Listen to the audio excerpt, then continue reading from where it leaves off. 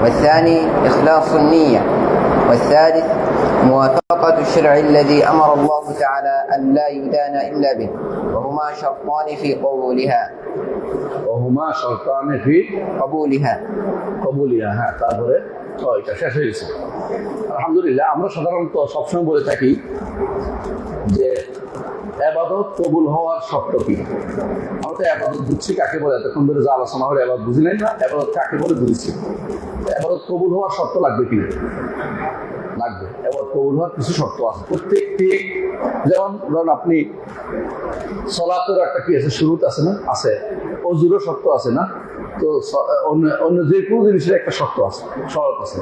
যেমন আপনার হজেরও কিছু শুরুত আছে, প্রত্যেকটি কাজে কিছু শর্ত আছে। শর্ত মানে পূর্ব আগে যা লাগে, মানে কাজটা হওয়ার আগে যা লাগে। আর কাজের ভিতরে যেটা এটা রোকন বলে। কাজটা সালাত শুদ্ধ হওয়ার জন্য কি শর্ত? অজু। সালাত শুদ্ধ হওয়ার জন্য অজু। অজুর জন্য শর্ত কি? নিয়ত। নিয়ত, এটা বিশুদ্ধতম কথা। অজুর কি লাগে? শর্ত হচ্ছে নিয়ত লাগবে। এরকম প্রতিটি কাজের কিছু শর্ত আছে। এটা ইবাদত আমভাবে যে কোনো ইবাদত কবুল হওয়ার জন্য তিনটি শর্তের কথা তিনি বলছেন। এক নম্বর হচ্ছে আজিম, যে সুদৃঢ় হতে হবে আমি কাজটা করবো, আজিম। এটা না হলে অস্তিত্বে আসবে না। ধরেন আপনি আল্লাহর ইবাদত করবেন, মনে মনে সুদৃঢ় থাকতে হবে। কিন্তু ধরেন আপনি মসজিদে এসে দেখেন যে মানুষ দাঁড়ায় গেছে, আপনিও দাঁড়ায় গেলেন, তাহলে বলতে আপনি আগ্রহ নাই, সুদৃঢ়তা না, দৃঢ়তা আসতে হবে। অস্তিত্বে আসার জন্য একটা শর্ত, ইবাদত অস্তিত্বে আসার জন্য একটা শর্ত, সেটা হচ্ছে দৃঢ়ভাবে মনটাকে ইবাদতমুখী করা। আপনি সালাত পড়ার জন্য মসজিদে আসতে হবে না। আপনি রাস্তার মধ্যে দাঁড়াই থাকেন, সালাত আসলে পড়তেছেন না, তাহলে আপনাকে সিদ্ক আজিমা, যে আমি সুদৃঢ়ভাবে আমি এটা ধারণ করে যে আমি ইবাদতটা করবো, এটা লাগবে। এরপরে ইবাদত কবুল হওয়ার শর্ত লাগবে। একটা অস্তিত্বের জন্য একটা, কবুল হওয়ার শর্ত দুইটা। ইবাদত অস্তিত্বে আসার জন্য একটা, আর কবুল হওয়ার জন্য দুইটা। কবুল হওয়ার জন্য সে দুইটা কি? একটা হচ্ছে নিয়ত, অর্থাৎ একমাত্র আল্লাহর জন্য হওয়া। আর একটা হচ্ছে নবীর পদ্ধতিতে হওয়া, নবী যে কোরআন এবং হাদিসের নির্দেশে সেই পদ্ধতিতে হওয়া। তাহলে আমরা বলেছি তিনটা নিয়তের কথা উনি বলছেন, তিনটা শর্তের কথা বলছেন। একটা হচ্ছে বিষয়টা অস্তিত্বে আসা, বুঝছেন?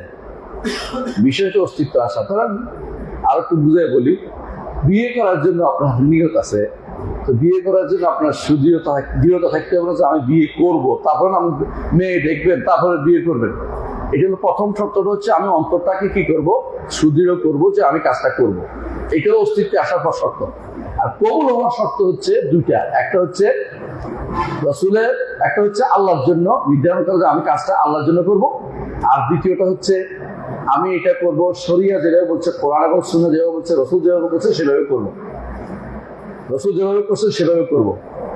এটা হচ্ছে এটা দলিল কি আমরা হয়তো বলতে পারি, দলিল একটু পরে আপনি উনি বলবে। তবে আমি সংক্ষেপে একটা বলতেছি। আল্লাহ তাআলা কি বলছেন? কুল ইন্নামা আনা বাশারুন মিসলুকুম ইউহা ইলাইয়া আন্নামা ইলাহুকুম ইলাহুন ওয়াহিদ ফামান কানা ইয়ারজু লিকা রাব্বিহি ফালইয়ামাল আমালান সালিহান ওয়া লা ইউশরিক বিইবাদাতি রাব্বিহি আহাদা। তোমাদের মধ্যে যে কেউ আল্লাহর সাথে সাক্ষাৎ করতে চায় সেজন্য আমলে সালেহ করে, নেক আমল করে। নেক আমল হতে হলে কি লাগবে? রাসূলের পদ্ধতিতে হতে হবে। ওয়ালা ইউশরিক বিইবাদাতি রাব্বিহি আহাদা, আর আল্লাহ ছাড়া কারোর জন্য করা যাবে না এটা। অর্থাৎ এক নম্বর হচ্ছে আল্লাহর জন্য করতে হবে, দুই নম্বর হচ্ছে শরিয়া মোতাবেক করতে হবে, নাকি তরিকত মোতাবেক, হাকিকত মোতাবেক, মারিফত মোতাবেক না, কি মোতাবেক? শরিয়া মোতাবেক। আপনার কাজটা শরিয়া মোতাবেক হতে হবে। দুইটা শর্ত, একটা হচ্ছে কি? একটা হচ্ছে আল্লাহর জন্য ইখলাস, আল্লাহর জন্য খালেস ভাবে একান্ত আল্লাহর জন্য হতে হবে। আর দ্বিতীয়ত হচ্ছে শরিয়া মোতাবেক হতে হবে। শরিয়া আল্লাহর কোরআন আছে, আর কি আছে? রাসূলের হাদিস।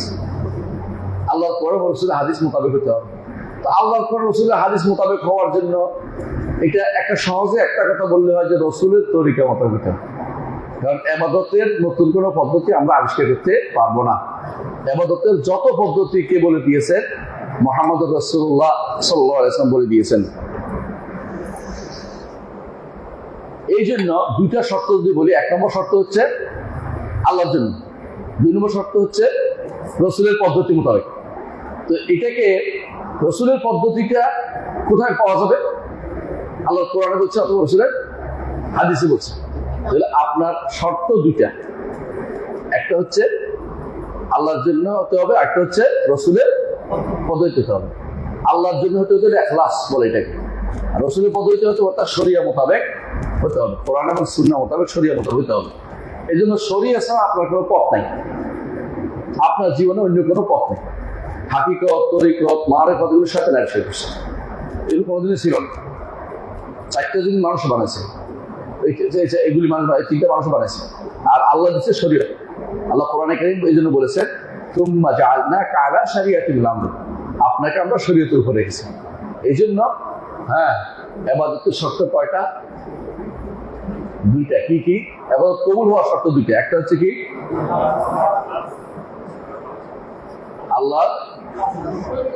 আল্লাহর জন্য, একমাত্র আল্লাহর জন্য হতে হবে। এটার নাম কি? ইখলাস। এর নাম কি? ইখলাস। আরেকটা হচ্ছে শরিয়া মুআফ হতে হবে। এটা অর্থ কি? অর্থাৎ রসুল যেভাবে বলছে সেভাবে করতে হবে। এইটা যদি হয় তাহলে আপনার ইবাদত। এখন অর্থ বলতে পারেন আপনি, তাহলে আপনারা যে বলেন যে আমল কবুল আমল করার জন্য, হজ কবুল হওয়ার জন্য শর্ত, এই টাকাটা হালাল টাকা হওয়া শর্ত করে, হালাল টাকা। এটা হচ্ছে আমলের মধ্যে একটা আমলের শর্ত, পুরোপুরি টাকার দরকারই হয় না। নামাজ পড়তে আপনার টাকার দরকার হয় না।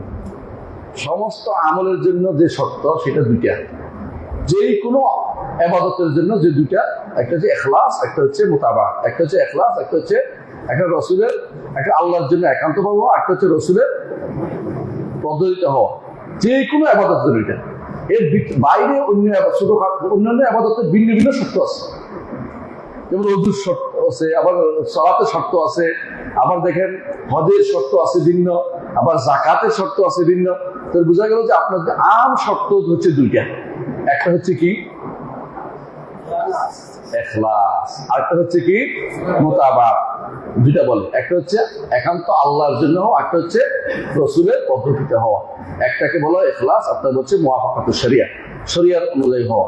শরিয়া বলতেই বুঝাবে কোরআন এবং সুন্নাহ। শরিয়া বলতেই বুঝাবে কোরআন এবং সুন্নাহ, কারণ শরিয়া হচ্ছে কোরআন এবং সুন্নাহ। কোরআন এবং সুন্নাহ প্রমাণ করে বলেই, যেগুলি প্রমাণ নাই কোরআন সুন্নাহ, এগুলি দিয়ে কোনো দলিল হয় না। কোরআন এবং সুন্নাহ দিয়েই আপনি সাব্যস্ত করেন ইজমা, কিয়াস, এগুলি কোরআন সুন্নাহ না থাকলে আপনি মানতে পারবেন না। কোরআন সুন্নাহর কোনো দলিল পেয়ে মানতে হবে, নিজের পক্ষ থেকে এদের কোনো কি নাই, শব্দও নাই, কিছু নাই। কারণ ধর কোরআনের কি আছে? লফজ আছে, অর্থ আছে, হাদিসের লফজ আছে, শব্দ আছে, অর্থ আছে, কিন্তু ইজমা, কিয়াসের কোনো আলাদা কিছু নেই। ইস্তেহসান, মাসালে মুসালা, এগুলো আলাদা কিছু নেই। এগুলি সব কোরআন সুন্নাহ থেকে বের করে টেনে। তাহলে কোরআন সুন্নাহ হলো মূল হলো কোরআন সুন্নাহ। কথাই বুঝছেন? যে পার্থক্যটা বুঝতে হবে। যে অনেকে বলে তাহলে হালাল টাকার কি হবে, এটা কি হবে, ওইটা হবে, এগুলি সব আলাদা আলাদা আমলের শর্ত, কিন্তু সব আমলের শর্ত হচ্ছে 2টা। আপনি ধরেন একেবারে হালাল টাকা দিয়েই আপনি হজ করলেন, কিন্তু রসুলের পদ্ধতি করলেন না, হবে? অথবা হালাল টাকা দিয়ে আপনি হজ করলেন, কিন্তু আপনি আল্লাহর জন্য করলেন না, হাদিস হওয়ার জন্য করলেন, হজ হবে না। তাহলে মূল 2টা শর্ত সবসময় খেয়াল রাখতে হবে। একটা কি? আল্লাহর জন্য হওয়া, একটা কি? রসুলের পদ্ধতিতে হওয়া। এটা সমস্ত কাজ হতে হবে। এইটা যদি করতে পারেন, আল্লাহর জন্য যদি করতে পারেন, শিরিক নেই। আল্লাহর জন্য করলেই আর শিরিক আসবে না। আর রসুলের পদ্ধতি হলে বিদআত আসবে না। আল্লাহর জন্য হলেই আর শিরিক আসবে না। আর বিদআত রসুলের পদ্ধতি হলেই বিদআত আসতে পারবে না। এই 2টা শর্ত সবসময় মাথায় রাখতে হবে, যে 2টা শর্ত আমাদের জরুরি। এই জন্য এর বাইরে যত মানুষ বিতর্ক করে, বেহুদা বিতর্ক করে। অনেকে হয়তো আমরা যখন বলি যে আপনি কিছুক্ষণ দাঁড়িয়ে কিছুক্ষণ বসে যে মিলাদ পড়েন, এটা তো শরীরে নাই, করতে পারবেন না, তো ঝগড়া করবো। আপনি মাইক কথা বলেন, কি বলবেন? মাইকে কথা বলা তো ইবাদতের অংশ মনে করি না। মাইকে কথা তো ইবাদত কিছু না। কাউকে ফ্যান চালান, ফ্যান কি ইবাদত জিনিস নাকি? দুনিয়ার জিনিস। আর আপনি যে মিলাদ পড়তেছেন, তো এটা তো মিলাদ পড়া, এটা কিন্তু এটা তো আপনি আবাদত মনে করেই করতেছেন, বড় সওয়াবের কাজ করতেছেন, বই লিখে ফেলেন এই সওয়াব এই সওয়াব। আবার অনেকে আপনাকে বলবে যে আপনি তো বৃক্ষরোপণ সপ্তাহ করেন, আমরা রবিউল্লাহ বলেছিল পালন করতেছি। বৃক্ষরোপণ সপ্তাহের মধ্যে কি আমাদের কোনো সওয়াবের কোনো কাজ আছে নাকি? দুনিয়ায় গাছ গাছালি বলাচ্ছি আমার কাজে লাগবে ইত্যাদি এই জন্য, কিন্তু ইবাদত যেটার নাম সেটা করতে হলে কি লাগবে? সরাসরি নস লাগবে। নবী করছেন, এটা হতে হবে আল্লাহর জন্য, হতে হবে নবীর পদ্ধতিতে হতে হবে ইবাদতটা। দুনিয়ার ভালো কাজ অনেক সময় নিয়তের কারণে সওয়াব হয়, গাছ রুলে সওয়াব হয়, কিন্তু এটা ইবাদত সরাসরি না, এটা হচ্ছে নিয়তের কারণে। নিয়তের কারণে ভাত খাইলে সওয়াব হয় না? নিয়ত করছেন যে খানা খাবো, খানা খাইলে আমার গায়ে শক্তি হবে, রাতের বেলা উঠে আমি 2 রাকাত নামাজ পড়তে পারবো, তাহলে নিয়তের কারণে সওয়াব হচ্ছে, কিন্তু সরাসরি ইবাদত না এটা। আর যেটা সরাসরি ইবাদত না, নিয়তের কারণে এটা আবার গুনাহ হয়। কেমনি গুনাহ হয়? যদি আপনি মনে করছেন যে, যেমন আপনি একটা বানাইলেন, সিনেমা হল বানাইলেন, আপনি যদি সওয়াবের নিয়ত করলেও আর বড় গুনাহ, এটা গুনার কাজ, এটা কোনো কামে ইবাদতের দিকে যাচ্ছেই না। অথবা খেলার মাঠ বানাইলেন, এটা একদিকে ভালো হবে, আমি খেলবো, শক্তি হবে, এবার যুদ্ধ করবো, তারপরে ভালো হবে, এটা হলো নিয়তের কারণে সওয়াব হবে যদি খেলার উদ্দেশ্য হয়। আর খেলার উদ্দেশ্য হয় কি জন্য হয়? যে আমি এমন সব খেলা দেখাবো, পৃথিবীর মানুষকে তাক লাগিয়ে রাখবো, নামাজ পড়া বন্ধ করে দিবে, তাহলে আপনার নিয়তের কারণে গুনার ভিতরে পড়ে যাচ্ছেন, তাই না? তাহলে কখনো কখনো নিয়তের কারণে গুনাতে পড়ে, কখনো কখনো নিয়তের কারণে সওয়াবে যায়। কিন্তু ইবাদত যেগুলো, এগুলি যেগুলি ইবাদত, এগুলি আবার নিয়তের কারণে নয়, এগুলো নিয়ত দিয়ে হতেই হয়, অন্যটা হওয়ার সুযোগে নেই, অন্যটা হওয়ার সুযোগে নেই এখানে। তখন আপনার জন্য এই ইবাদত যে করতেছেন, এগুলি যেমন আপনি সালাত, সাওম, যাকাত, হজ বা রাসূলের দুরূদ অথবা জিকির, এগুলি অন্য কিছু হওয়ার সুযোগে নেই। নিয়তের কারণে এগুলো আপনি নিয়ত রাখতেই হবে না, হচ্ছেই না। বুঝে আসছে কথাটা? তো সরাসরি ইবাদত যেগুলি, একটা হলো সরাসরি ইবাদত, আর হলো নিয়তের কারণে ইবাদত। সরাসরি যে ইবাদত যেগুলি, এগুলিতে আপনাকে কি করতে হবে? 2টা জিনিস লাগবে, একটা হচ্ছে একমাত্র আল্লাহর জন্য হতে হবে, আরেকটা হচ্ছে রাসূলের পদ্ধতিতে হতে হবে। আর যেগুলি নিয়তের কারণে হয়, সেগুলি নিয়তটা যদি এমন জিনিস হয় যে জিনিসটা আসলেই গ্রহণযোগ্য শরীয়তে চায়, তাহলে আপনার কাজটা যখন হবে তখন ইবাদত হবে, এর আপনি কিন্তু এটা সওয়াব পাবে না, এরা কিন্তু সওয়াব পাবে না। আপনি ধরেন যন্ত্রপাতি শিখছেন, কি ফ্যান লাগানো শিখছেন, উদ্দেশ্য এটা যে যেখানে যেখানে মসজিদে আমার কিছু কাজ করতে বলে আমি কাজ করে দেবো, তাতে আমার সওয়াব হয়, তখন থেকে আপনার সওয়াব হচ্ছে। যদি কিন্তু সওয়াব হচ্ছে নিয়তের কারণে আসছে, নিয়তের কারণে সওয়াব হচ্ছে, কিন্তু যেদিন কাজটা করবেন সেদিন মূল সওয়াবটা হবে। এর আগ পর্যন্ত আপনি মূল কাজের সওয়াব পাচ্ছেন না, কিন্তু সালাত, যাকাত, সাওম, হজ, আপনি এটা আপনার সওয়াবের কাজ করলে কোনো কাজ হতে পারে না। কিন্তু পাখা লাগানোটা আপনি যে কোনো সময় ঘরও লাগাইতে পারেন, সওয়াব দিতে হইতে পারে, সওয়াব দিতে হইতে পারে। যেমন ধরেন জবাই করছেন, জবাই করে কোরবানি দিলে আল্লাহর জন্য, এটা সরাসরি ইবাদত, সরাসরি ইবাদত। আকিকা দিলে সরাসরি ইবাদত। বাজারে গরু জবাই করছেন, বিক্রি করবেন, আল্লাহর নামে জবাই করছেন, ইবাদত? ইবাদত না, ইবাদত না। বুঝছেন তো কথাটা? এটা জায়েজ আছে, আপনি আল্লাহর নামে জবাই করলে হবে, কিন্তু কোরবানি বা আকিকা যদি আপনি নিয়তে গর্বে থাকে, আকিকা হয় না, কোরবানি হয় না, কিছু হয় না, আপনি শিরিক হয়ে যাবেন, আল্লাহ সাল্লাল্লাহু জবাই করলে শিরিক হয়ে যাবে। কিন্তু আপনি বাজারে গোশত খাওয়ার জন্য জবাই করতে পারবেন, বিসমিল্লাহ করে বললেই হবে। কিন্তু কোরবানি যদি কোনো গোশত খাওয়ার জন্য করেন, হবে না। কোরবানিটা আল্লাহর জন্য করতে হবে। গোশত আপনি খাবেন, ঠিক আছে, ফেলে দিবেন না, কিন্তু কোরবানি দিতে হলে আল্লাহর জন্য দিতে হবে। আকিকা দিতেও দিবেন কি জন্য? আল্লাহর জন্য। বুঝছেন তো? এটা ইবাদত হিসাবে। তাহলে কোনটা শুধু ইবাদত, আর কোনটা নিয়তের কারণে ইবাদত হয়। যেটা শুধু ইবাদত, এটার মধ্যে 2টা জিনিস অবশ্যই থাকতে হবে। একটা হচ্ছে নিয়ত, আল্লাহ একমাত্র আল্লাহর জন্য ইখলাস থাকতে হবে, নিয়ত ইখলাস। আর দ্বিতীয়ত হচ্ছে রাসূলের পদ্ধতিতে হতে হবে। এই জায়গাটুকু বোঝার দরকার। আর যেটা সরাসরি ইবাদত না, এটা নিয়তের কারণে কখনো ইবাদত হয়, কখনো ইবাদত নাও হতে পারে, কখনো গুনাহ নিয়ত করলে গুনাহ হতে পারে, এটা দ্বারা গুনাহ হতে পারে। কথা বুঝছেন?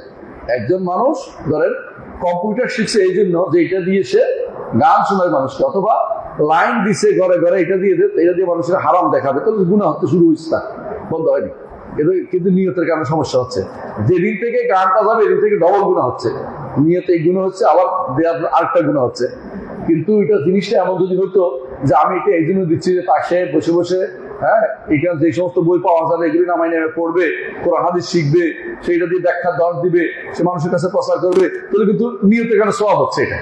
কিন্তু যেদিন দিবে সেদিন ডবল একটা সওয়াব পাবে, যে নিয়তের বাদও আমলটা হয়ে গেছে, আমলের একটা সওয়াব পাচ্ছে সে। তাহলে এই জন্য এটা শিখতে হবে, কোন কোন আমল আছে সরাসরি ইবাদত, আর কোন কোন আমল আছে নিয়তের কারণে, সরাসরি নিয়তের কারণে ইবাদত হয়। যেগুলি সরাসরি ইবাদত, এগুলি আপনাকে দুইটা শর্ত পাওয়া যেতে হবে। এক নম্বর হচ্ছে একমাত্র আল্লাহর জন্য হতে হবে, এবং দ্বিতীয়টা হচ্ছে মুহাম্মদ রাসূলুল্লাহ সাল্লাল্লাহু আলাইহি ওয়াসাল্লামের পদ্ধতি হতে হবে, তার শরীয়ত মোতাবেক হতে হবে। নিয়ত এবং ইখলাস একটা, আরেকটা হচ্ছে মুতাবাক বা রাসূলের অনুসরণ হতে হবে। এটা হচ্ছে সরাসরি ইবাদতের ক্ষেত্রে। আর যেগুলি সরাসরি ইবাদত না, এগুলি হচ্ছে যখন ভালো কাজে ব্যবহৃত হবে তখন ইবাদত হবে, হারাম ব্যবহৃত হলে হারাম হবে। আর যখন কোনো কিছু না সাধারণভাবে করছেন তখন ইবাদত হয় নাই, গুনাহ হয় নাই। যেমন এটা যখন বানাইছে, যে বানাইছে সে চিন্তা ভাবনা যদি এটা করে থাকে যে আমি এটা বানাইছি, এতে হুজুরে ওয়াজ করবে, তো তার বানানো তো সওয়াবের কাজ। হ্যাঁ, আর এমনি বানাই থাকে এমনি বানাইতে পারবে, এটা এমনি এমনি হয়, মানে কিছু নিয়ত বাদও হয়, কিন্তু সালাত নিয়ত বাদে হইব না, বুঝলেন না? সালাত নিয়ত বাদে হলে এটা হয়নি, তো হজ নিয়ত বাদে হলে হয় না, কিন্তু এটা বানাইতে পারবে নিয়ত বাদে। আর এটা যেদিন আমি ব্যবহার করতেছি কোরআন হাদিস পড়ার জন্য, এদিন কি হচ্ছে? ইবাদত হচ্ছে। এইটা যদি আরেকজন নিয়ে গানের জন্য ব্যবহার করে, গুনাহ হচ্ছে তার, কিন্তু যে বানাইছে তার গুনাহ হবে না, সে তো এটার জন্য বানায়নি, সেটা তো বানায় না, কারণ দুইটাই ব্যবহার করা যায়। একটা টিভি যদি আপনি এই জন্য বিক্রি করেন যে এটা দ্বারা সে কি করবে, দাঁত শুনবে, তাহলে তার যে বিক্রি করছে তার সওয়াব হবে, শুধু এটা জেনে থাকে। আর শুধু জানে যে এটা নিয়েই সে এখন কি করবে, বড় বাক্সের সামনে বসে বসে নামাজ পড়তে বসে বসে এই বিশ্বের শয়তানগুলিকে দেখবে। হ্যাঁ, বুঝলেন তো? ল্যাংটা মানুষগুলি দেখবে, চিন্তা ভাবনা করছে, অথবা ভারতীয় বীজ দেখবে, চিন্তা ভাবনা করছে, বিক্রি করুক। তো যে বিক্রি কথা সেও গুনাহগার, যে কিনছে সে গুনাহগার, যে লাগাইছে সেও গুনাহগার, এবং যখন দেখে তখনও গুনাহগার।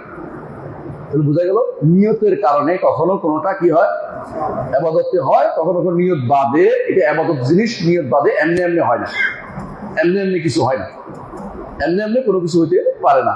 এই জন্য কেউ বলে আমি মাজারে টাকা দেন, খেয়াল করেন, মাজারে টাকা এমনি এমনি দিছি, এটা মিথ্যা কথা হচ্ছে। এমনি এমনি কেউ টাকা দেন? ফকিরে দিতে গেলে সে টাকাটা দেয়, ফকিরে দিতে গেলে সে টাকাটা দেয়, তাহলে এমনি এমনি কিছু করে নাই, একটা উদ্দেশ্য আছে। উদ্দেশ্যটা খুঁজুন, সেটা কি? মনের বাসনা পূর্ণ হবে, সঙ্গে সঙ্গে বসে। কারণ কবরওয়ালা মনের বাসনা পূর্ণ করতে পারে না, কবরের ক্ষমতা নাই, সে মনে করছে ক্ষমতা আছে, অথবা সে মনে করতেছে কবরওয়ালা আল্লাহর কাছে বলে দিবে। দুটাই শিরক, একটা হচ্ছে শিরকে রুবুবিয়া, একটা হচ্ছে শিরকুল উলুহিয়া। অথবা মনে করছে এটা কারণ মনে করলো আরেকটা শিরক, ছোট শিরক হোক, কিছু একটা থেকে বাদ যাবে না, শিরকের মধ্যেই করতেছে। তাহলে কবরে একটা টাকা দিলে আপনার বিপদের কত, দেখছেন তো? তো এই জাতীয় জিনিসগুলো অনেকগুলো আছে। কবর বাধাই করছেন কেন? যদি এই জন্য বাধাই করছেন যে পানি ভেঙে নিয়ে যাচ্ছে, মাটি ভেঙে নিয়ে যাচ্ছে, এই জন্য কবরস্থান পুরোটা বাধাই করছেন, তাহলে আপনার কোনো গুনাহ হবে না, কারণ কবরস্থান বেড়া দেওয়া যায় পুরোটা। কিন্তু নিজের বাপের কবরটা রক্ষা করছে, মানুষে কি বলবে, তাহলে কি হয়েছে? রাসূল হাত বিরতি করছেন, গুনাহ হবে। আপনি এটা মনে করেন যে এটা বাধাই করলে হুজুরে খুশি হবে, হুজুরে আমারা কি করবে, অনেক উপকার করে দিবে, দুনিয়া আখিরাতে, তাহলে শিরক হয়ে যাবো, শিরক হয়ে যাবো। আপনি আল্লাহ সন্তুষ্টি চান নাই, তো আল্লাহ সন্তুষ্টি চেয়ে বসে আছে। আর যদি মনে করেন উদ্দেশ্য পূরণ হবে, তো শিরক হয়ে যাবে, তার উদ্দেশ্য পূরণ এর মাধ্যমে হবে না। এই জন্য নিয়তের কারণে অনেক ইবাদত হয়, কিন্তু সরাসরি যেগুলি ইবাদত বলে স্বীকৃত, এগুলি আপনার নিয়ত না, এগুলি করতে হলেই দুটো জিনিস লাগবে। একটা হচ্ছে খাঁটি আল্লাহর জন্য হতে হবে, নিয়ত বাদে হতেই পারে না এগুলি। আরেকটা হচ্ছে এগুলি যদি হয়, এটা গুরুত্বপূর্ণ জিনিস মনে রাখার জিনিস, এগুলি যদি হয় তাহলে রাসূলের তরিকা মতো হতে হবে। হজ করতে হলে রাসূলের তরিকা মতো হতে হবে, হজ করতে হলে আল্লাহর জন্য হতে হবে। এখানে বলে আমি এমনি এমনি গেছিলাম, দেখতে গেছিলাম, তাহলে হজ হয়নি, আপনি এটা হাঁটা হয়েছে, হজ হয় না, হাঁটা হয়েছে। আমি দেখতে গেছিলাম মানুষে কি করে, তাহলে হজ আর হয়নি, নামাজ আর হয়নি, আর সালাত হয়নি। যদি কোনো বলছে মানুষে কি করে দেখি, মসজিদের মধ্যে কি দেখে আসি, হ্যাঁ, অনেক গোয়েন্দা বিভাগের লোকেরা আসে দেখতে চায় মসজিদে কি হয়, যে আসলে সালাত আসতে আসাও করতে আসে মানুষের পাহারা দিতে চায়, সালাতের জন্য আসেন। এই জন্য যেগুলো ইবাদত, এগুলোর জন্য দুইটা শর্ত মাস্ট। একটা হচ্ছে কি, মন থাকতেই হবে যে কোনো ইবাদতের ক্ষেত্রে। আর অস্তিত্বে আসার জন্য একটা শর্ত, এটা কি? হ্যাঁ, অর্থাৎ সত্য ইচ্ছা, সুদৃঢ় সত্য ইচ্ছা লাগবে, বলে আপনার এটা আসবে না। আমি এখানে পড়াইতে আসবো, আপনারা পড়তে আসবেন, সুদৃঢ় সত্য ইচ্ছা নিয়েছেন, এই জন্য এটা আশাটা হয়েছে, বলে আশাটা হইতো না। আসবো কি আসবো না বদুল্যমান থাকলে আশাটা হইতো না। ঠিক ইবাদতটা অস্তিত্বে আসার জন্য একটা শর্ত আছে, এটা হচ্ছে সুদৃঢ় সত্য ইচ্ছা আপনার অন্তরে আসতে হবে। কথা বুঝছেন? এই তিনটে জিনিস নিয়ে এখানে আলোচনা করেছেন, একটু বুঝানো দরকার, এই জন্য বুঝিয়ে দিয়েছি। হ্যাঁ, এরপরের প্রশ্ন পর্যন্ত 10টা পড়ে দেখি ইনশাআল্লাহ। হ্যাঁ। السؤال التاسع: ما صدق العزيمة؟ الجواب: هو ترك التكاسل والتواني وبذل الجهد في أن يصدق قوله بفعله. قال الله تعالى: يا أيها الذين آمنوا لم تقولون ما لا تفعلون كبر مقتا عند الله أن تقولوا ما لا تفعلون. তাই এখন যে প্রথম একটা শর্ত উল্লেখ করেছেন যে জিনিসটা অস্তিত্বে আসার জন্য একটা কি লাগবে? সুদৃঢ় সত্য ইচ্ছা লাগবে মনের ভিতরে। বলতেছে এই জিনিসটা কি, এটা বুঝাই বলেন তো। তো বুঝাই বলতেছি, আপনি যখন এখানে আসতে চাইছেন তখন কি করতে হয়েছে? একটা সময় বের করছেন, গাড়ি মারার ব্যবস্থা করছেন, গাড়িতে উঠার জন্য সবাইকে বাড়িতে বলছেন আমি কিন্তু যাচ্ছি। আর যদি আপনি আলসি করে পড়ে থাকতেন যাবো আর কি, যাওয়া হয়তো না।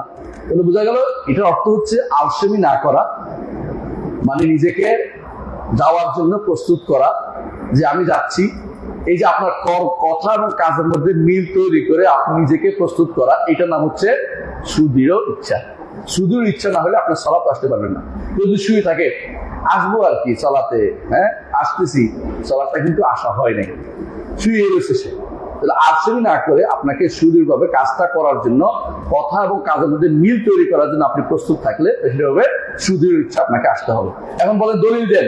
দলিল আল্লাহ তাআলা দিচ্ছেন সূরা সফের 2 এবং 3 নম্বর আয়াতে আল্লাহ তাআলা বলছেন, হে ঈমানদারগণ, কেন তোমরা এমন কথা বলো যা তোমরা করো না? এমন কথা কেন বলো যা তোমরা করো না? কি বলে আমরা এটা করবো কিন্তু কাজটা করে নাই। তারপর বলছে কাবুরা মাকাতান ইনদাল্লাহ আন তাকুলু মা লা তাফআলুন। আল্লাহর কাছে আল্লাহর ক্রোধ আসে যখন কেউ এটা বলে, এমন কথা বলে কিন্তু করে না। আপনারা জানেন ওই হাদিসটি মনে আছে, কিন্তু রাসূলুল্লাহ সাল্লাল্লাহু আলাইহি ওয়াসাল্লাম বলেছেন যে কোন সৎ কাজের আদেশদাতাকে জাহান্নামে নিক্ষেপ করা হবে। তখন জাহান্নামবাসীরা বলবে, তুমি তো আমাদেরকে সৎ কাজে আদেশ দিতে, তুমি জাহান্নামে আসলে কেন? বলছে আমি তোমাদেরকে বলতাম কিন্তু করতাম না। আমি তোমাদেরকে বলতাম কিন্তু করতাম না। বুঝেন তো? এটা আমাদের বর্তমান নেতাদের অবস্থা তাই।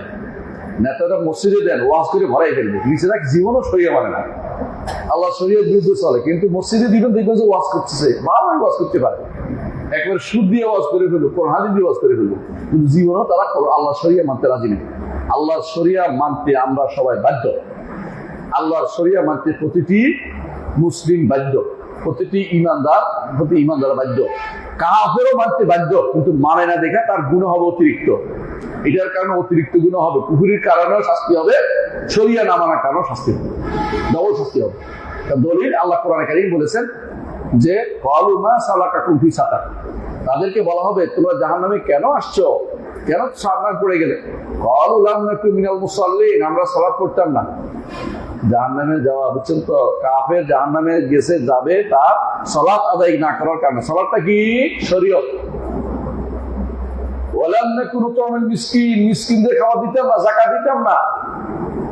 বুঝছেন তো? এটার কারণে আরেকটা গুনাহ, আরেকটা শাস্তি সে পাবে। শুধু যে কুফরির কারণে পাচ্ছে তা না, শরীয়তের কারণে অতিরিক্ত শাস্তি সে পাবে আখিরাতে, কারণ সে শরিয়া মানে নাই। এখন যারা শরিয়া না মেনে নিজের মন মতো দিয়ে দেশ চালাচ্ছে, নিজের মন মতো দিয়ে রাষ্ট্র চালাচ্ছে, প্রতিষ্ঠান চালাচ্ছে, শরিয়ার বিরুদ্ধে তোয়াক্কা করতেছে না, তারা কিন্তু দুই ধরনের গুণাতে লিপ্ত। একটা হচ্ছে তারা আসলে অনেকেই দিন থেকে বেরিয়ে গেছে, কারণ তারা বিশ্বাস করে না শরিয়া এখন চলে। আর তাদের মধ্যে অনেকেই এটা যখন বিশ্বাস যদি কেউ করেও, সে বাস্তবে কাজের মধ্যে আনবে না। তাহলে কাবুরা মাকাতান ইনদাল্লাহি আন তাকুলু আলাল্লাহি মা লা তাফআলুন, মুখে বলো কাজে করো না। এটা আল্লাহর কাছে আল্লাহর ক্রোধ নিয়ে আসে, আল্লাহ ক্রোধান্বিত হয়ে যাবে ব্যক্তির উপরে যে ব্যক্তি এই কাজটি করে। বুঝছেন তো? তাহলে আপনার ইবাদত করতে হলে, অস্তিত্ব আসলে, ইবাদতটা আসতে হলে একটা জিনিস থাকবে, এটা কি? সিদকুল আযিমা, সুদৃঢ় ইচ্ছা শক্তি আপনার থাকতে হবে। অর্থাৎ অলসতা করে অথবা কথা বলে না মানে এরকম কোনো কিছু, শুধু কথা বলে দিছি, এইটা যেন না হয়ে যায়, শুধু ইচ্ছা শক্তি লাগবে। তো এটা হলো উদাহরণ, এটা দলিল আমরা দিছি। হ্যাঁ, তাহলে আর দুটো হচ্ছে কি? অস্তিত্বে আসার জন্য না, দুটো হচ্ছে কবুল হওয়ার জন্য। কবুল হওয়ার জন্য প্রথমটা কি? নিয়ত থাকতে হবে, ইখলাসুন নিয়া। সেটার শর্তটা পড়ি। হ্যাঁ, সেটা কি কাকে বলে? السؤال العاشر: ما معنى إخلاص النية؟ الجواب: هو أن يكون مراد العبد بجميع أقواله وأعماله الظاهرة والباطنة ابتغاء وجه الله تعالى. قال الله عز وجل: وما أمروا إلا ليعبدوا الله مخلصين له الدين حنفاء. وقال تعالى: وما لأحد عنده من نعمة تجزى إلا ابتغاء وجه ربه الأعلى. وقال تعالى: إنما نطعمكم لوجه الله لا نريد منكم جزاء ولا شكورا. وقال تعالى: من كان يريد حرث الآخرة نزد له في حرثه ومن كان يريد حرث الدنيا نؤته منها وما له في الآخرة من نصيب. طيب আলহামদুলিল্লাহ। ইখলাসুন নিয়া কাকে বলে? একটাও ছাড়বে না, আমি একটা সব ব্যাখ্যা করে দিব। যে আপনার খালেস নিয়ত হতে হবে, এতক্ষণ ধরে কইছেন না? তো খালেস নিয়ত কেমনে হয়? ইনি বলতেছে খালেস নিয়ত হচ্ছে, খালেস নিয়ত হওয়ার জন্য যেটা লাগবে এটা হচ্ছে আপনার যত কথা কাজ করছেন, প্রকাশ্য অপ্রকাশ্য, অন্তরের ভিতরে যেটা আছে অপ্রকাশ্য, বাইরে যেটা প্রকাশ করেন প্রকাশ্য, যেটাই করেন না কেন উদ্দেশ্য হচ্ছে একমাত্র আল্লাহ তাআলার চেহারা দেখবেন। ইবতিগা ওয়াজহিল্লাহ, ওয়াজ অর্থ হলো চেহারা, তাই না? ওয়াজহিল্লাহ অর্থ আল্লাহর চেহারা। ইবতিগা ওয়াজহিল্লাহ দুটো অর্থ, একটা অর্থ হচ্ছে আল্লাহর চেহারা দেখা, একটা অর্থ হচ্ছে আল্লাহর সন্তুষ্টি অর্জন করা। দুইটা অর্থ যদি করেন ভুল নাই, আর একটা অর্থ করলে ভুল। চেহারা অর্থ করলে এরপরে সন্তুষ্টি করলে ভুল নেই, কারণ যে ব্যক্তি আল্লাহর চেহারা দেখবে তার উপরে আল্লাহ সন্তুষ্টি হয়েছে, বলে চেহারা দেখবে না, বলে আল্লাহর চেহারা দেখবে না। জান্নাতে যদি আল্লাহর যেতে হয় তো আল্লাহ সন্তুষ্টি বিধান করে গেছেন, সেখানে গেলেই শুধু চেহারাটা দেখবেন, চেহারা দেখবে না। এই জন্য একটা অর্থ করে যে ব্যক্তি করবে যে এটার দ্বারা শুধু আল্লাহ সন্তুষ্টি বুঝাইছে, সে সঠিক অর্থটা করেনি, আল্লাহর চেহারাকে অস্বীকার করেছে। কথা বুঝছেন? আর যে ওয়াজহুল্লাহ তাদের অদৃশ্য এটা নেই যে আল্লাহর চেহারা দেখবো, সন্তুষ্ট হবে, দুটো অর্থ ঠিক আছে, কোনো সমস্যা নেই। কারণ সন্তুষ্ট হলে জান্নাত যেত না, জান্নাতে গেলে শুধুমাত্র সে আল্লাহর চেহারা দেখতে পাবে। এই জন্য এই অর্থ যেখানে আসে, যেখানে অনেক জায়গাতে আসছে এটা, যে আল্লাহর চেহারার উদ্দেশ্যে কোরআনে কারিমে বিভিন্ন আয়াতে আসছে যে ব্যক্তি সমস্ত কাজ করে কি জন্য? আমি আল্লাহর চেহারা দেখবো। আচ্ছা বলেন তো, দুনিয়া আখিরাতের সবচেয়ে বড় নিয়ামত হচ্ছে আল্লাহর চেহারা দেখা। এখন যদি আপনি আল্লাহর চেহারা দেখার জন্য ইবাদতটা করেন, তাহলে বোঝা গেল যে আপনি যত কিছু আছে মাঝখানে এগুলি কিছুই না, আমি তো আল্লাহর চেহারা দেখার জন্য কাজটা করছি। আগে বলে আল্লাহর সন্তুষ্টি অর্জন করছেন, তাহলে পথটা বলছেন যে আল্লাহর সন্তুষ্টি অর্জন করে জান্নাতে যেতে পারবেন। কিন্তু আপনি মূল জিনিসটা চাওয়া বাকি আছে, সেটা কি আল্লাহর চেহারা দেখতেছেন, এটা চাওয়া বাকি আছে। এই জন্য অনুবাদটার ক্ষেত্রে খেয়াল রাখবেন যে সবসময় যে চেহারা অনুবাদ করবো, সন্তুষ্টি যেন থাকে এটাও বলবো, কিন্তু একটা বলে আরেকটাকে অস্বীকার করবো না, এটা খেয়াল রাখতে হবে। এই জন্য যদি আপনার উদ্দেশ্য এটা হয়, আপনার যাবতীয় ইবাদত যা উদ্দেশ্য এটা, যতগুলি কাজ আপনি করেন একমাত্র রব্বুল প্রকাশ্য অপ্রকাশ্য যত কাজ করেন একমাত্র আল্লাহ তাআলা চেহারা দেখবেন, আল্লাহ তাআলা সন্তুষ্টি বিধান করবো, তাহলে আপনার এটা হচ্ছে ইখলাস। দুনিয়ার কোনো উদ্দেশ্য নাই। হাজি সাহেব বলবে না, মুসল্লি সাহেব বলবে না। হাজি সাহেব যেমন বলে, আমি সোমালে একজনকে পাইছি, ওর নাম হলো রুবেল মুসল্লি, আমি এখানে নামাজ পড়াতে গেছি, তোর নাম কি? আমার নাম মুসল্লি। কি মুসল্লি? আমার বাবা মুসল্লি ছিলেন, আমার দাদা মুসল্লি ছিলেন, এই জন্য হয়ে গেছে মুসল্লি। তাহলে এটা আবার কোন ধরনের কথা? আমার মদিনা যাই তারা পাইছি, আমি এখানে চাকরি করতে আসছি, যে আমার নাম অমুক মুসল্লি, আরে কি কোন ধরনের কথা? এইভাবে আমরা চলে আসছি মুসল্লি নাম দিয়ে। এর কয়দিন ধরে মুজাক্কি, কয়দিন ধরে সওম পালনকারী, সাইমি, বিভিন্ন রকমের নাম দিবে। ইবাদতের সাথে নাম দেওয়ার তো কোনো কারণ নাই, এবার তো আল্লাহর জন্য করছে, নাম দিলে তো এটা অন্যের কাছে প্রাপ্তির বিষয় দাঁড়ায়। বুঝলেন না কথাটা? এটা এই জন্য ইখলাসের কাজ হচ্ছে যে একমাত্র আল্লাহর জন্য করা, দুনিয়ার কোনো নামের জন্য করা হয়নি। ইখলাস হচ্ছে এটাই, যাবতীয় ইবাদত আল্লাহর চেহারা দেখার জন্য, আল্লাহর সন্তুষ্টি বিধানের জন্য করছে, সেটা হচ্ছে ইবাদত। এই জন্য আল্লাহ তাআলা কোরআনে কারিমে ওমা উমিরু, তাদেরকে নির্দেশ দেওয়া হয়েছে ইল্লা লিয়াবুদুল্লাহ মুখলিসিন লাহুদ্দিন, একান্তভাবে দ্বীনকে, আনুগত্যকে আল্লাহর জন্য খাস করবে। হুনাফা, অন্য দিক থেকে মুখ ফিরিয়ে, হুনাফা অর্থ আপনি এদিকে তাকাবেন না, ওদিকে তাকাবেন না, পিছনে কি ইমাম দেখতেছি কিনা, মুসল্লি দেখতেছি কিনা, হ্যাঁ হাজি সাহেব দেখতেছি কিনা, আমার সালাতটা, এগুলি কিছু দিকে তাকাবেন না, একমাত্র আল্লাহর জন্য করছি। এটা খুব ইখলাস এমন এক জিনিস, অন্তরে মানে নফসের সাথে এটা সবসময় বিরোধ থেকে যায় ইখলাসের। কেন জানেন?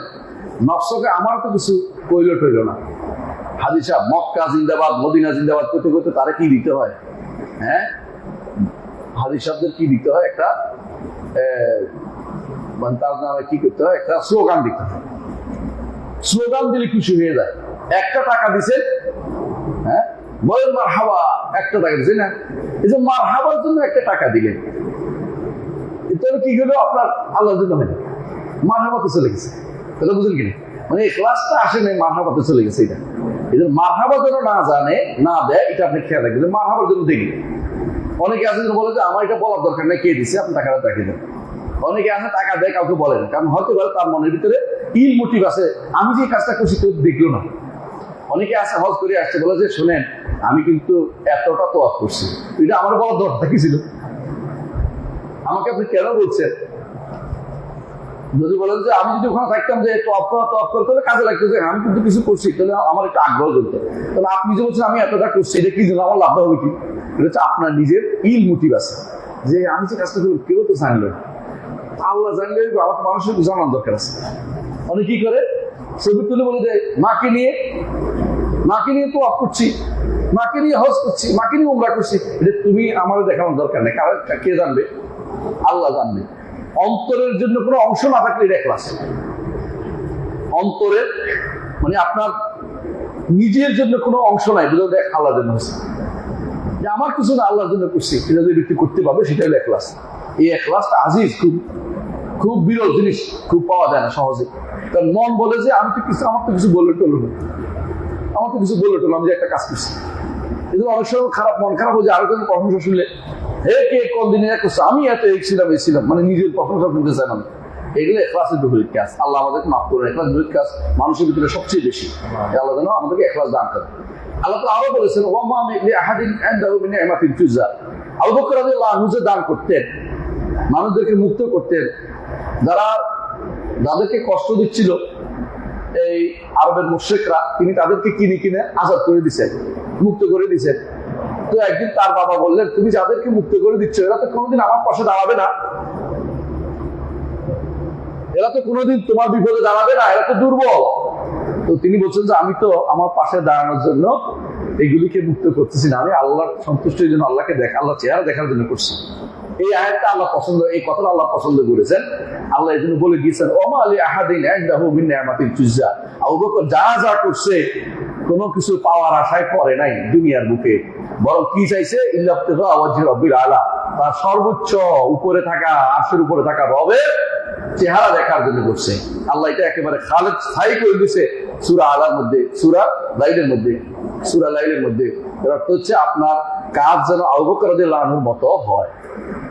আবু বকর রাদিয়াল্লাহু আনহু একজনের দুধ দোহাই দিয়ে আসতেছেন, দেখে যে ওমর যাচ্ছে, কিন্তু আবু বকর তাড়াতাড়ি একদিকে সরে গেলেন, ওমর যেন দেখতে না পায়। কেন? আবু বকর চাইছেন যে কি কাজ করছে, ওমর চাচ্ছেন যে আবু বকরের মতো হবে কাজ করতে, কিন্তু কেউ আবু বকরের মতো হতে পারে নাই। একদিন শুধু রাসূল জিজ্ঞাসা করছেন আজকে কে জানাজার পিছনে ছুটছে, কে ছিল? কেউ কথা বলে আবু বকর আমি গিয়েছিলাম। আজকে কে সম অবস্থায় আসছে, বলে কেউ কথা বলে না, আবু বকর আমি করছি। এভাবে দেখ যতগুলি কথা বলেছে আবু বকর রাদিয়াল্লাহু আনহু সেরা। কিন্তু বুঝছেন কিরকম জিনিস ইখলাস, কাউকে বলে না কিন্তু কাজ করে যাচ্ছে, অনবরত কাজ করে যাচ্ছে। আল্লাহ তাআলা ইখলাস যেন আমাদের দান করবেন, আমিন। আরেকটা আয়াত এখানে উল্লেখ করেছে ইন্নামা নুতঈমুকুম লিওয়াজহিল্লাহ। যারা খাওয়ায় মানুষদেরকে, অনেক সময় সেটাও প্রচার করতে চায়, ছবি তুলে ফেসবুকে দিয়ে দেয় যে এত মানুষের খাওয়াচ্ছে, এটা করতেছে সেটা করতেছে, এইটা কিন্তু ইখলাস বিরোধী কাজ। এই জন্য বলছে শুকরিয়ার জন্য বসে থাকিও না, আর তাদের কাছে কোনো প্রতিদানও আশা করিও না। প্রতিদান আশা করে না, এটা কখন প্রমাণিত হবে জানেন? বিপদে পড়লে। আপনি তো মানুষদেরকে দান করছেন, বুঝছেন তো, বিপদে পড়লে কেউ এগিয়ে আসে নাই, তো আপনার মনে কষ্ট আসবে, এদেরকে আমার ভাই ভাতিজা আমার পাওয়ার প্রতি কত দিছি, আজ আমার বিপদের সময় কেউ আসে না। বোঝা গেল যে আপনার নিয়তে গড়বড় ছিল। নিয়তি ছিল যে ভবিষ্যতে আমি বিপদে পড়লে আমার জন্য তারা এগিয়ে আসবে, এই নিয়তে এখন আল্লাহর জন্য কাজটা করেন নাই। আপনি আবার প্রতিদান তাদের কাছে পাওয়ার জন্য আপনি কাজটা করেছেন, এই জন্য আপনার মনে কষ্ট আছে। এই জন্য আপনি ভাই বেড়াদার যাদেরকে যা দিবেন, আত্মীয় যা দিবেন, এদের জন্য প্রতিদান আশা করেন না, কারণ প্রতিদান কার কাছে পাবেন? আল্লাহর কাছে পাবেন। তারা যদি এগিয়ে না আসে বলবেন যে আমার সব জায়গা মতো পৌঁছে গেছে, ওরা আসলে বরং আমার ভয় হয় যে আমার কোনো প্রতিদান দিয়ে দিচ্ছি। বুঝে আসে কথা, কারো কাছে কিছু আশা করবেন না। লা নুরিদু মিনকুম জাযাআন ওয়ালা শুকুরা, যে তুমি আমার শুকরিয়া আদায় করবে সময় মতো আসে, এটাও আমি চাই না। হ্যাঁ, অনেকে আছে কিছু একটা বলতো তুমি তো শুকরিয়া করলে না, আমার তো শুকরিয়া কি করতো? তুমি যা করছো যদি আল্লাহ সন্তুষ্টির জন্য করে থাকো আল্লাহ দিবে, আর যদি অসন্তুষ্টির জন্য করে থাকো তো মহাবিপদ, তুমি কাঁদে নিছ এবং তুমি চিন্তা করো তুমি কোনটা করছো। আরেকটি আয়াত বলেছে, এই আয়াতটা বুঝাচ্ছে এরাদা মানুষের ভিন্নতা আসে। যে ব্যক্তি আখিরাতের চাইবে, যে ব্যক্তি আখিরাতের খেত খামার চাইবে, আখিরাত খেত খামার বুঝুন তো জান্নাত, নাজিদ লাহু ফি হারসি, জান্নাতে আমরা সেটা বাড়িয়ে দেবো তার জন্য। কত বাড়াবো, যা করেন আল্লাহ তাআলা প্রতিদিন আল্লাহ জান্নাতকে তৈরি করে সাজায়। ওমান কানা ইউরিদু হারসাদ দুনিয়া, দুনিয়ার খেত খামার চায়, নুতিহি মিনহা, যতটুকু পারি ততটুকু দুনিয়াতে দিব, ওমা লাহু ফিল আখিরাতিন নাসিব, আখিরাতে কিছুই পাবে না। আপনি যে ইবাদত করবেন কি চাইবেন? আখিরাত। দুনিয়া চাইলে দুনিয়াতে দিয়ে দিবে, আখিরাতে কিছু আর থাকবে না। দুনিয়াতে কিভাবে চায় বুঝেন আপনি। দুনিয়াতে কেউ চায় টাকা পয়সা দিয়ে আমার বুকটা যেন দেয়, আমার কিছু দিলেই ছবি তুলে রাখে, পরবর্তীটা দিবে যে আমরা এই কাজ করেছিলাম এই কাজ করেছিলাম। এগুলি কিন্তু সব ক্ষতির কারণ আপনার জন্য। এই জন্য কোনো কিছু ছবি তুলে রাখবেন না। আল্লাহর কাছে গোপনে কিছু করার চেষ্টা করুন, যে জিনিস কেউ দেখে নাই এমনকি করার চেষ্টা করুন, যার যে ওই ইয়ার মতো হওয়ার চেষ্টা করুন। জয়ুল আবেদিন আলী ইবনে হুসাইনের মতো হওয়ার চেষ্টা করুন। আলী ইবনে হুসাইন নাম শুনেছেন? হুসাইন রাদিয়াল্লাহু আনহু রাসূলের নাতি, তার ছেলে আলী, আলী আসগর বলে ওনাকে। উনি কি করতেন, যখন তিনি মারা গেছেন তখন মানুষের কিছু কিছু গরিব মানুষ খুঁজতে আরম্ভ করলেন, মদিনার গরিবরা, রাতের বেলা খাবার নিয়ে আসতো। লোকটা দেখতেছেন অনেকদিন করে খাবার পাচ্ছি না। মানে তিনি মারা যাওয়ার পরে মানুষ বুঝছে যে একটা মানুষ খাবার নিয়ে আসতো, মানুষে বুঝছে, কেউ বুঝতে পারে না, কিন্তু যে গোসল দিচ্ছে সে বুঝতে পারছে।